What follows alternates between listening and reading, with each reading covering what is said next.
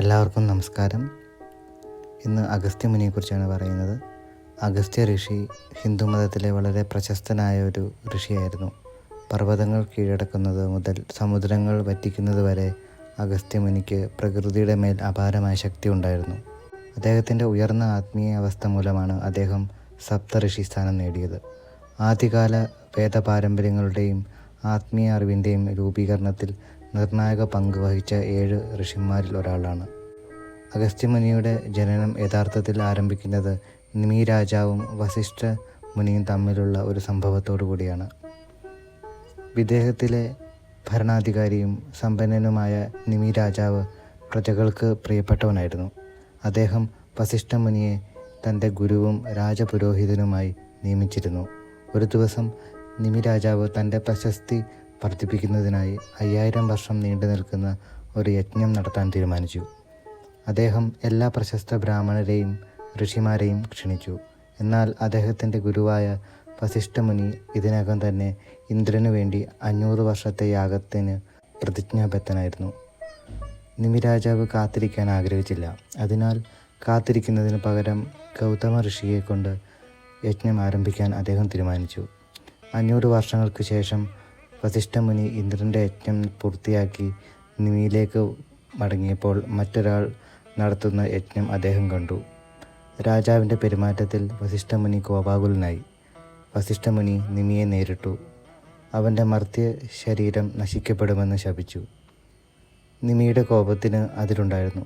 പകരം കൂടുതൽ ശക്തനായ ഒരാളുടെ യാഗം നടത്താൻ വേണ്ടി തൻ്റെ ശിഷ്യത്വം ഉപേക്ഷിച്ചുവെന്ന് പറഞ്ഞുകൊണ്ട് അദ്ദേഹം മുനിയെ ശപിച്ചു. അങ്ങനെ പക്ഷപാതം കാണിക്കുന്നു. മർത്യ ശരീരം നഷ്ടപ്പെടുമെന്ന അതേ ലക്ഷ്യത്തോടെ അദ്ദേഹം വസിഷ്ഠമുനിയെയും ശപിച്ചു. നിരാശനായ വസിഷ്ഠമുനി സഹായത്തിനായി പിതാവായ ബ്രഹ്മാവിനെ സമീപിച്ചു. ബ്രഹ്മാവ് പറഞ്ഞു, പോയി മിത്രൻ്റെയും വരുണൻ്റെയും ശരീരത്തിൽ പ്രവേശിക്കുക. അവിടെ തന്നെ നിൽക്കൂ. താമസിയാതെ നീ പുനർജനിക്കും. വസിഷ്ഠമുനി നമസ്കരിച്ച് വരുണലോകത്തിലേക്ക് പോയി. വസിഷ്ഠമുനിയുടെ ശരീരം പെട്ടെന്ന് തന്നെ വിട്ടുപോയി. അദ്ദേഹത്തിൻ്റെ ആത്മാവ് മിത്രൻ്റെയും വരുണൻ്റെയും ശരീരങ്ങളിൽ പ്രവേശിച്ചു. ഒരിക്കൽ അപ്സരസ് ഉർവശി തൻ്റെ സുഹൃത്തുക്കളോടൊപ്പം വരുണലോകത്തിലേക്ക് പോയി. മിത്രയും വരുണനും ഉർവശിയെ കണ്ട ഉടനെ അവളിൽ പ്രണയത്തിലായി. അവരുടെ ബീജം ഒരു കുടത്തിൽ വീണു. അതിൽ നിന്നാണ് അഗസ്ത്യമുനിയും സഹോദരൻ വസിഷ്ഠമുനിയും ജനിച്ചത്. ഇക്ഷ്വാകു രാജാവ് അവരെ ദത്തെടുത്തു. അഗസ്ത്യമുനി വളർന്നു വന്ന് പ്രശസ്തനായ ഒരു സന്യാസിയായി. ജീവിതം തപസ്സിനും കഠിന നിഷ്ഠയ്ക്കും വേണ്ടി സമർപ്പിച്ചു. അദ്ദേഹം വേദങ്ങളും വില്ലും അമ്പും ഉപയോഗിക്കാനുള്ള കലയും പഠിച്ചു. ഒരിക്കൽ സ്വർഗലോകത്തിലേക്ക് ഉള്ള യാത്രാമധ്യേ ഒരു കൂട്ടം ആളുകൾ ഒരു മരത്തിൽ നിന്ന് തലകീഴായി തൂങ്ങിക്കിടക്കുന്നത് അദ്ദേഹം കണ്ടു. അഗസ്ത്യമുനി അത്ഭുതപ്പെട്ടു. അവരുടെ ദയനീയാവസ്ഥയുടെ കാരണം എന്താണെന്ന് ചോദിച്ചു. ആളുകൾ മറുപടി പറഞ്ഞു, തങ്ങൾ അഗസ്ത്യമുനിയുടെ പൂർവികരാണെന്നും അവരുടെ ദുരിതത്തിന് കാരണം അദ്ദേഹമാണെന്നും. അഗസ്ത്യമുനി അവിവാഹിതനും കുട്ടികളില്ലാത്തവനും ആയിരുന്നതിനാൽ അവർ അദ്ദേഹത്തോട് പറയുന്നു, അദ്ദേഹത്തിന് ശേഷം അവർക്ക് വഴിപാടുകൾ അർപ്പിക്കാൻ കഴിയുന്ന ആരും ഉണ്ടായിരുന്നില്ല. അഗസ്ത്യമുനി അതിനു മുമ്പ് വിവാഹത്തെക്കുറിച്ചോ കുട്ടികളെക്കുറിച്ചോ ചിന്തിച്ചിരുന്നില്ല. പക്ഷേ തൻ്റെ പൂർവികർക്ക് വേണ്ടി വിവാഹം കഴിക്കുവാനും കുട്ടികൾ ഉണ്ടാകുവാനും അദ്ദേഹം സമ്മതിച്ചു. അതിനിടയിൽ വിദർഭയിലെ രാജാവിന് ഒരു കുട്ടി വേണമെന്ന് തോന്നി. വിവാഹിതനാകാനുള്ള തൻ്റെ വിധി ഇവിടെയാണ് അവസാനിച്ചതെന്ന് ഋഷി അഗസ്ത്യൻ അറിഞ്ഞിരുന്നു. രാജാവിന് ഒരു കുട്ടി ജനിക്കാൻ അനുഗ്രഹിച്ചു. രാജാവിന് താമസിയാതെ ഒരു പെൺകുഞ്ഞിനെ അനുഗ്രഹിക്കുകയും ലോപമുദ്ര എന്ന പേരിടുകയും ചെയ്തു. ലോപമുദ്ര സുന്ദരിയും ബുദ്ധിമതിയുമായ ഒരു രാജകുമാരിയായി വളർന്നു. വിവാഹപ്രായമെത്തിയപ്പോൾ വിദർഭ രാജാവ് തൻ്റെ മകൾക്ക് അനുയോജ്യമായ ഒരു വരനെ അന്വേഷിക്കാൻ തുടങ്ങി. ആ സമയത്ത് അഗസ്ത്യമുനി രാജാവിനെ സമീപിച്ച് അദ്ദേഹത്തിൻ്റെ മകളെ വിവാഹം കഴിപ്പിക്കാൻ ആവശ്യപ്പെട്ടു. രാജാവ് ഒരു ധർമ്മസങ്കടത്തിലായി. കാട്ടിൽ താമസിക്കുന്ന ഒരു സന്യാസിയെ തൻ്റെ സുന്ദരിയായ മകൾ വിവാഹം കഴിക്കുന്നത് അദ്ദേഹത്തിന് ഇഷ്ടമല്ലായിരുന്നു. അഗസ്ത്യമുനിയെ വിവാഹം കഴിക്കാൻ ആഗ്രഹിക്കുന്നുവെന്ന് ലോപമുദ്ര പിതാവിനോട് പറഞ്ഞു. അങ്ങനെ രാജാവ് അത് അംഗീകരിക്കുകയും അഗസ്ത്യമുനിയെ ലോപമുദ്രയ്ക്ക് വിവാഹം കഴിപ്പിക്കുകയും ചെയ്തു. ലോപമുദ്ര ഒരു പവിത്രയായ ഭാര്യയും ഭർത്താവിൻ്റെ എല്ലാ ആവശ്യങ്ങളും കൃത്യമായി നിറവേറ്റുന്ന ഒരു പുണ്യ സ്ത്രീരത്നമായിരുന്നു. എന്നിരുന്നാലും ഋഷി അഗസ്ത്യൻ തൻ്റെ തപസ്സിൽ മുഴുകി ലോപമുദ്രയെക്കുറിച്ച് എല്ലാം മറന്നു. നിരാശയോടെ ലോപമുദ്ര തൻ്റെ സ്നേഹവും ശ്രദ്ധയും ആവശ്യപ്പെട്ടുകൊണ്ട് ഒരു കീർത്തനം രചിച്ചു. ഇത് അഗസ്ത്യമുനി ലോപമുദ്രയോടും പൂർവികരോടുമുള്ള കടമ മറന്നുവെന്ന് തൻ്റെ വഴികളിൽ മാറ്റം വരുത്തിയെന്നും മനസ്സിലാക്കി. അങ്ങനെ ലോപമുദ്രയിൽ ഒരു കുട്ടിയെ ഉണ്ടാകാൻ അദ്ദേഹം തീരുമാനിച്ചു. എന്നിരുന്നാലും ലോപമുദ്ര ഒരു കുട്ടിയെ വളർത്താൻ ആവശ്യമായ സമ്പത്ത് ആവശ്യപ്പെട്ടു. പക്ഷേ അഗസ്ത്യൻ ഒരു ദരിദ്രനായ മുനിയായിരുന്നു. അദ്ദേഹം ധനികനായ രാജാവായ ശ്രുതർവർണൻ്റെ അടുത്തേക്ക് പോയി. രാജാവ് അഗസ്ത്യമുനിയെ തൻ്റെ രാജ്യത്തേക്ക് ആദരപൂർവ്വം സ്വാഗതം ചെയ്തു. അഗസ്ത്യമുനി രാജാവിനോട് കുറച്ച് പണം ആവശ്യപ്പെട്ടു. മഹർഷി ആവശ്യപ്പെടുന്ന എത്ര പണവും ദാനം ചെയ്യാൻ രാജാവ് തയ്യാറായിരുന്നു.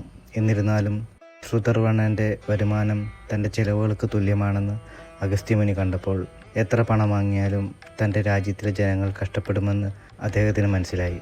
പിന്നീട് വാദ്യാശ്രവ, ത്രസദസ്യു തുടങ്ങിയ രാജാക്കന്മാരുടെ അടുത്തേക്ക് പോയി. എന്നാൽ അവരുടെ രാജ്യങ്ങൾക്കും സാമ്പത്തിക കുറവുണ്ടായിരുന്നു. പിന്നീട് അഗസ്ത്യമുനിയും 3 രാജാക്കന്മാരും ചേർന്ന് ഇൽവാലൻ എന്ന ധനികനായ അസുരനെ സമീപിക്കാൻ തീരുമാനിച്ചു. ഇൽവാലൻ ഒരിക്കൽ ഒരു ബ്രാഹ്മണനെ സമീപിച്ച് ശക്തനായ ഒരു മകനെ ആവശ്യപ്പെട്ടു. പക്ഷേ ബ്രാഹ്മണൻ തൻ്റെ അപേക്ഷ നിറവേറ്റിയില്ല. അന്നു മുതൽ ഇൽവാലനും സഹോദരൻ വാതാപിയും ബ്രാഹ്മണരെ വെറുത്തു. ഒരു ബ്രാഹ്മണൻ അവരുടെ രാജ്യം സന്ദർശിക്കുമ്പോഴെല്ലാം വാതാപി ഒരു ആടായി മാറുമായിരുന്നു. പിന്നീട് ഇൽവാലൻ ആടിനെ ബ്രാഹ്മണന് വിളമ്പി. അത് യാഗത്തിൽ നിന്നുള്ള വഴിപാടാണെന്ന് പറഞ്ഞു. ബ്രാഹ്മണൻ അജ്ഞതയിൽ ആടിനെ തിന്നുമായിരുന്നു. പിന്നീട് വാതാപി ബ്രാഹ്മണൻ്റെ വയറ് പിളർന്ന് പുറത്തു വരും.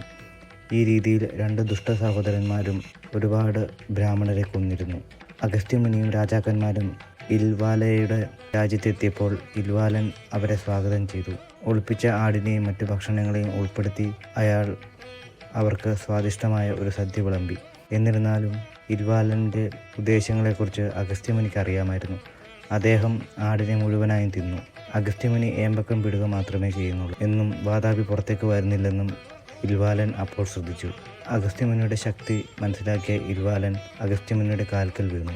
അഗസ്ത്യമുനി ആഗ്രഹിക്കുന്നതെന്തും നൽകാമെന്ന് വാഗ്ദാനവും ചെയ്തു. അഗസ്ത്യമുനി തനിക്കും രാജാക്കന്മാർക്കും വേണ്ടി സ്വർണം, കുതിരകൾ, രഥങ്ങൾ, പശുക്കൾ എന്നിവ ആവശ്യപ്പെട്ടു. മനസ്സില്ലാ മനസ്സോടെ ഇൽവാലൻ ഈ സമ്പത്ത് അഗസ്ത്യമുനിക്കും രാജാക്കന്മാർക്കും നൽകി. കുടുംബം പോറ്റാൻ ആവശ്യമായ സമ്പത്ത് ഉണ്ടായതിനാൽ അഗസ്ത്യമുനിയുടെ ഭാര്യ ഒരു കുട്ടിയുണ്ടാകാൻ സമ്മതിച്ചു. താമസിയാതെ അവർക്ക് ദീതിയാസു എന്നൊരു മകൻ ജനിച്ചു.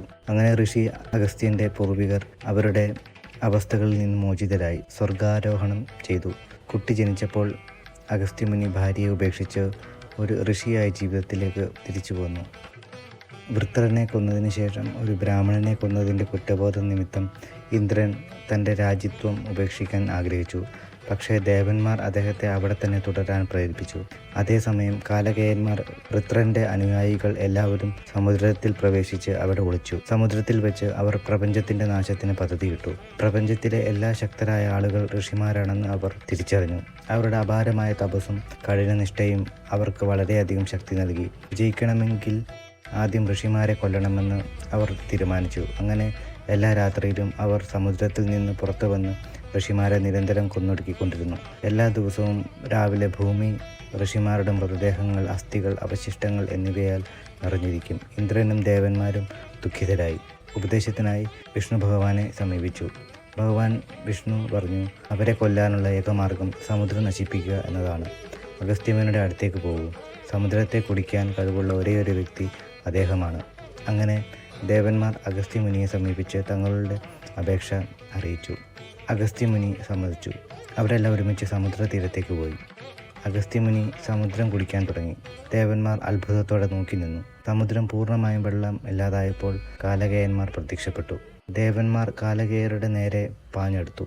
അവരെ വധിക്കാൻ തുടങ്ങി. കാലകേയർക്ക് സ്വയം പ്രതിരോധിക്കാൻ കഴിയാതെ മരിച്ചു. ദേവന്മാർ അഗസ്ത്യമുനിയുടെ നേരെ തിരിഞ്ഞു. അദ്ദേഹത്തിൻ്റെ ശരീരത്തിലെ ജലം വീണ്ടും ഒഴുക്കി സമുദ്രങ്ങൾ നിറയ്ക്കാൻ പറഞ്ഞു. പക്ഷേ അഗസ്ത്യമുനി വെള്ളത്തെ ഇതിനകം ദഹിപ്പിച്ചിരുന്നു. ദേവന്മാർ അമ്പരന്നു. കാലകേയരുടെ പ്രശ്നം അവർ പരിഹരിച്ചു. എന്നാൽ ഇപ്പോൾ അവർ മറ്റൊരു പ്രശ്നത്തെ അഭിമുഖീകരിച്ചു. അവർ ബ്രഹ്മാവിൻ്റെ അടുത്തേക്ക് പോയി. അദ്ദേഹം അവരോട് ക്ഷമയോടെ ഇരിക്കാൻ ആവശ്യപ്പെട്ടു. വർഷങ്ങൾക്ക് ശേഷം മഹാനായ രാജാവ് ഭഗീരഥൻ സമുദ്രങ്ങൾ നിറയ്ക്കുമെന്നും അദ്ദേഹം പറഞ്ഞു. തൻ്റെ പൂർവികരെ മോചിപ്പിക്കാൻ ഗംഗാനദിയെ താഴെ ഇറക്കുകയും ചെയ്തു. ഒരിക്കൽ നാരദ മഹർഷി വിന്ധ്യ പർവ്വതനിരകളിലേക്ക് പോയതായി ഐതിഹ്യം പറയുന്നു. പിന്തിനുമായുള്ള കൂടിക്കാഴ്ചയിൽ നാരദ മഹർഷി മേരുപർവ്വതത്തിൻ്റെ ശക്തിയെ പ്രശംസിച്ചു. മേരുപർവ്വതം വളരെ അഭിമാനിയായിരിക്കുന്നുവെന്നും ഏറ്റവും ഉയരമുള്ള പർവ്വതം താനാണെന്ന് കരുതുന്നുവെന്നും അദ്ദേഹം പറഞ്ഞു. മേരുപർവ്വതത്തെ ഒരു പാഠം പഠിപ്പിക്കാൻ വിന്ധ്യ പർവ്വതനിരകൾ അതിൻ്റെ കൊടുമുടികൾ വളരാൻ തുടങ്ങി. താമസിയാതെ പർവ്വതത്തിൻ്റെ ഉയരം ഭൂമിയിൽ സൂര്യരശ്മികൾ പതിക്കുന്നത് തടയാൻ തുടങ്ങി. ഭൂമിയുടെ എല്ലാ ഭാഗങ്ങളിലും സൂര്യപ്രകാശം എത്താത്തതിൽ ദേവന്മാർ ആശങ്കാകുലരായി. ഒരു പരിഹാരത്തിനായി അവർ അഗസ്ത്യമുനിയെ സമീപിച്ചു. അദ്ദേഹം അവരെ സഹായിക്കുമെന്ന് വാഗ്ദാനം ചെയ്തു. അദ്ദേഹം ഹിമാലയത്തിലെ തൻ്റെ ആശ്രമത്തിൽ നിന്ന് യാത്ര ചെയ്ത് വിന്ധ്യകളിലെത്തി. വിന്ധ്യനും മറ്റു പർവ്വത ശിഖരങ്ങളും ഉടൻ തന്നെ വലുപ്പം കുറച്ചുകൊണ്ട് കുമ്പിട്ട് മഹർഷിക്ക് പ്രണാമം അർപ്പിച്ചു. അവർ അങ്ങനെ തെക്കുവശത്തേക്ക് കടക്കാൻ അനുവദിക്കുകയും ചെയ്തു. അഗസ്ത്യമുനി വിന്ധ്യയോട് ഞാൻ ദക്ഷിണേന്ത്യയിലേക്ക് പോവുകയാണെന്നും തിരികെ വരുന്നതുവരെ അതേ ഭാവത്തിൽ തന്നെ തുടരണമെന്നും പറഞ്ഞു. തുടർന്ന് അഗസ്ത്യമുനി ദക്ഷിണേന്ത്യയിൽ ഒരു ആശ്രമം സ്ഥാപിക്കുകയും അവിടെ താമസിക്കുകയും ചെയ്തു. വിന്ധ്യാപർവ്വതം ഒരിക്കലും അതിൻ്റെ കൊടുമുടി ഉയർത്തിയിട്ടില്ല. അതേ സ്ഥാനത്ത് തന്നെ തുടർന്നു. സ്കന്ദപുരാണം അനുസരിച്ച് ശിവഭഗവാനും പാർവതി മാതാവും വിവാഹം കഴിക്കാൻ പോകുന്ന സമയത്ത് ലോകം മുഴുവൻ ഹിമാലയം സന്ദർശിച്ചു. ഇത് ഭൂമിയെ ഒരു വശത്തേക്ക് ചെരിയാൻ ഇടയാക്കുന്ന ഒരു അസന്തുലിതാവസ്ഥയ്ക്ക് കാരണമായി. ഹേ അഗസ്ത്യമുനി, ദയവായി തെക്കോട്ട് പോയി ഭൂമിയുടെ സന്തുലിതാവസ്ഥ പുനഃസ്ഥാപിക്കൂ എന്ന് ശിവഭഗവാൻ പറഞ്ഞു. ശിവഭഗവാന്റെ വാക്കുകൾ കേട്ട് മുനി നിരാശനായി. അവിടെ സന്നിഹിതരായിരുന്ന മറ്റുള്ളവരെ പോലെ ആ ആകാശ സംഭവത്തിൽ പങ്കെടുക്കാൻ അദ്ദേഹത്തിനും ആഗ്രഹമുണ്ടായിരുന്നു. ഭക്തൻ്റെ നിരാശ മനസ്സിലാക്കിയ ശിവഭഗവാൻ അദ്ദേഹത്തിനെ അനുഗ്രഹിച്ചു. മുനി ആഗ്രഹിക്കുമ്പോഴെല്ലാം താനും പാർവതിയും അദ്ദേഹത്തിൻ്റെ മുന്നിൽ പ്രത്യക്ഷപ്പെടുമെന്ന് വാഗ്ദാനം നൽകി. എവിടെ താമസിച്ചാലും ഹിമാലയത്തിലെ വിവാഹം കാണാൻ ദിവ്യദൃഷ്ടിയും അദ്ദേഹത്തിന് നൽകി. അങ്ങനെ അഗസ്ത്യമുനി തെക്കോട്ട് പുറപ്പെട്ടു. രാമായണം, മഹാഭാരതം തുടങ്ങിയ നിരവധി പുരാണങ്ങളിലും അഗസ്ത്യമുനിയെക്കുറിച്ച് പരാമർശമുണ്ട്. 14 വർഷത്തെ വനവാസത്തിനിടെയാണ് രാമനും ലക്ഷ്മണനും സീതയും അഗസ്ത്യമുനിയെ കണ്ടത്. വേദങ്ങളിൽ പരാമർശിച്ചിരിക്കുന്നത് പോലെ അഗസ്ത്യമുനിക്ക് അവർക്ക് വളരെ നല്ല ആതിഥ്യത്വം വഹിച്ചു. കൂടാതെ ലോപമുദ്ര സീതാദേവിക്ക് ദിവ്യമായ ആഭരണങ്ങളും സമ്മാനിച്ചു. മുനിയുടെ നിർദ്ദേശപ്രകാരം ശ്രീരാമനും സഹോദരനും ഗോദാവരി നദിയുടെ തീരത്ത് ഒരാശ്രമം പണിതു. പുണ്യഗ്രന്ഥങ്ങളിൽ അഗസ്ത്യമുനിയെക്കുറിച്ച് മറ്റു പല കഥകൾ ഉണ്ടെങ്കിലും ഇവ ചില പ്രമുഖ കഥകളായിരുന്നു. മനുഷ്യവംശത്തിൻ്റെ ക്ഷേമത്തിനായുള്ള അദ്ദേഹത്തിൻ്റെ മഹത്തായ സംഭാവനകൾക്കും അഗസ്ത്യമുനി അറിയപ്പെടുന്നു. ഹിന്ദുമതത്തിലെ ഏറ്റവും പഴക്കമേറിയതും പ്രധാനപ്പെട്ടതുമായ ഗ്രന്ഥങ്ങളിലൊന്നായ ഋഗ്വേദത്തിൽ സ്തുതിഗീതങ്ങൾ രചിച്ചതിൻ്റെ ബഹുമതി അഗസ്ത്യമുനിക്കാണ്. അദ്ദേഹത്തിൻ്റെ സ്തുതിഗീതങ്ങൾ അദ്ദേഹത്തിൻ്റെ ആഴത്തിലുള്ള ആത്മീയ ഉൾക്കാഴ്ചയെയും അറിവിനെയും പ്രതിഫലിപ്പിക്കുന്നു. തമിഴ് ഭാഷ രൂപപ്പെടുന്നതിലും വികസിപ്പിക്കുന്നതിലും അഗസ്ത്യ മഹർഷി നിർണായക പങ്ക് വഹിച്ചതായി വിശ്വസിക്കപ്പെടുന്നു. അദ്ദേഹത്തെ സിദ്ധരിൽ ഒരാളായി കണക്കാക്കുന്നു. തമിഴ് സാഹിത്യത്തിൻ്റെയും വ്യാകരണത്തിൻ്റെയും പരിണാമത്തിന് സംഭാവന നൽകിയ പുരാതന ഋഷിമാർ. പരമ്പരാഗത ഇന്ത്യൻ വൈദ്യശാസ്ത്ര സമ്പ്രദായമായ ആയുർവേദത്തിന് നൽകിയ സംഭാവനകൾക്കാണ് അഗസ്ത്യമുനി അംഗീകരിക്കപ്പെടുന്നത്. ഔഷധ സസ്യങ്ങൾ, രോഗശാന്തി വിദ്യകൾ, ആരോഗ്യത്തിനും ക്ഷേമത്തിനുമുള്ള സമഗ്രമായ സമീപനവും. അഗസ്ത്യമുനി വിവിധ യോഗാഭ്യാസങ്ങളുമായും സിദ്ധികൾ എന്നറിയപ്പെടുന്ന ചില നിഗൂഢ ശക്തികളുടെ കണ്ടെത്തലുമായി ബന്ധപ്പെട്ടിരിക്കുന്നു. ആത്മീയ ആചാരങ്ങളിൽ പ്രാധാന്യമുള്ള നിരവധി ശക്തമായ മന്ത്രങ്ങളുടെ സൃഷ്ടിയിലും അദ്ദേഹം പ്രശസ്തനാണ്. അഗസ്ത്യമുനിയുടെ ഉപദേശങ്ങളും പ്രഭാഷണങ്ങളും യുഗങ്ങളിലൂടെ കൈമാറ്റം ചെയ്യപ്പെട്ടിട്ടുണ്ട്. യാഥാർത്ഥ്യത്തിൻ്റെ സ്വഭാവം, സത്വം, ദിവ്യത്വം എന്നിവയെക്കുറിച്ചുള്ള അദ്ദേഹത്തിൻ്റെ ഉൾക്കാഴ്ചകൾ ആത്മീയ അന്വേഷകരെ പ്രചോദിപ്പിച്ചുകൊണ്ടിരിക്കുന്നു. അഗസ്ത്യമുനിയുടെ ജീവിതവും പഠിപ്പിക്കലുകളും ഇന്ത്യൻ സംസ്കാരത്തിൽ മായാത്ത മുദ്ര പതിപ്പിച്ചിട്ടുണ്ട്. ഇതിഹാസങ്ങൾ, തിരുവെഴുത്തുകൾ, നാടോടിക്കഥകൾ എന്നിവയിലൂടെ പകരുന്ന അദ്ദേഹത്തിൻ്റെ കഥകൾ അറിവ്, വിനയം, സത്യാന്വേഷണം എന്നിവയുടെ മൂല്യങ്ങൾക്ക് ഊന്നൽ നൽകുന്നു. എല്ലാവർക്കും നന്ദി.